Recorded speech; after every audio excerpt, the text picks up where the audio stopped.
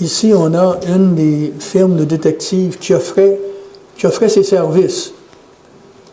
Il se vantait d'avoir été lié d'avoir brisé la grève à Chicago, où il y avait eu un véritable massacre de gens. Le 8 octobre 1906, les scabs s'en vont pour descendre les bio. Donc, c'est une sorte de provocation puis une embuscade en même temps. 49 constables spéciaux montent la garde sous la direction d'Alexander Dalbert. Les détectives privés, les constables spéciaux, étaient tous placés dans la pinède qui surplombait l'endroit où eux autres faisaient passer bio. Puis là, les unionistes, ils ont dit, bien, on a le droit de marcher sur la grève, sur l'espace qui est entre les hautes eaux et les basses eaux.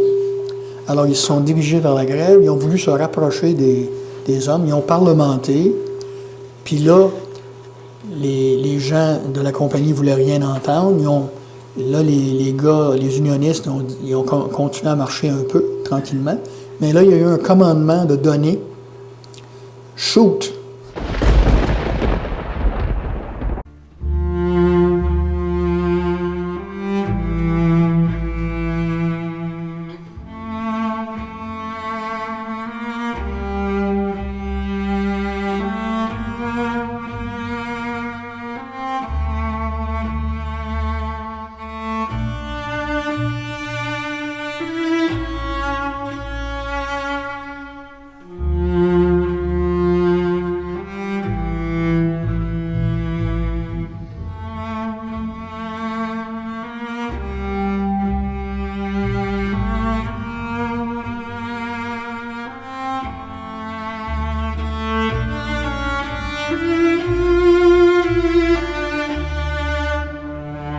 On ne sait pas si c'est Alex McLaren qui a donné l'ordre.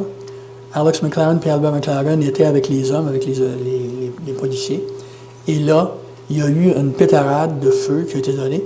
Puis les gens qui disent que c'est juste accidentel, bien là, comment ça se fait que c'est si accidentel que c'est juste presque un des membres de l'exécutif syndical qui ont été descendus, tu sais, qui ont été blessés grièvement ou qui ont été tués.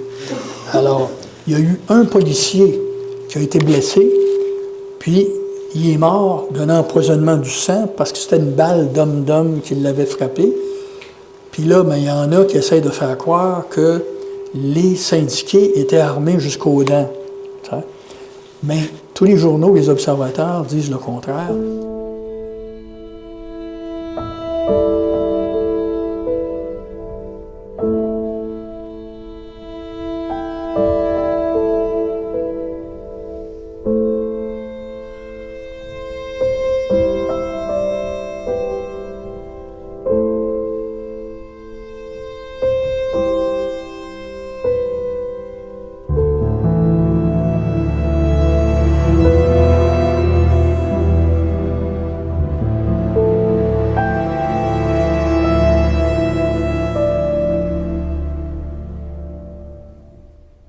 Thomas Bélanger, François Thériault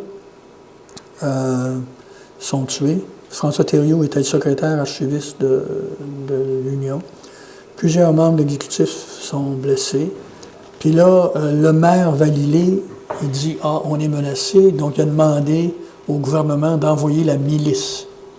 Donc, et ensuite, l'armée est venue occuper la ville pendant quelques semaines pour protéger les usines, parce qu'il disait peut être dangereux, ils peuvent décider de mettre le feu aux piles de planches et aux bâtiments.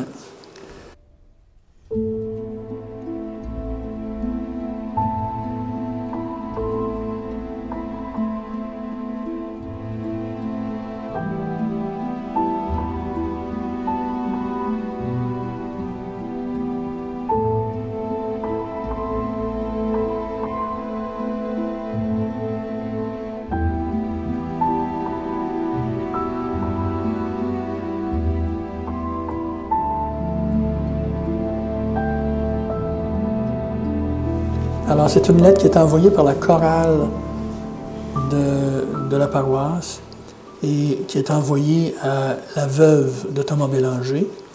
Sa veuve, Marie-Louise McGregor, elle était enceinte de 5 mois quand son mari a été tué. Et elle va déménager. Tous les gens, la plupart des gens qui avaient été mêlés de près ou de loin avec l'Union, avec la chicane, ont été obligés de quitter Buckingham. 25% de la population est partie. Il y en a d'autres nouveaux qui sont venus pour les remplacer, pour les jobs, mais c'est énorme dans une municipalité, 25% de perte de population. Parce que la compagnie McLaren, avec l'aide des détectives, ont dressé une liste de tous les gens qui avaient été mêlés de près ou de loin, qui avaient signé leur carte de membre de l'Union et le reste. Puis cette liste, c'était la liste noire.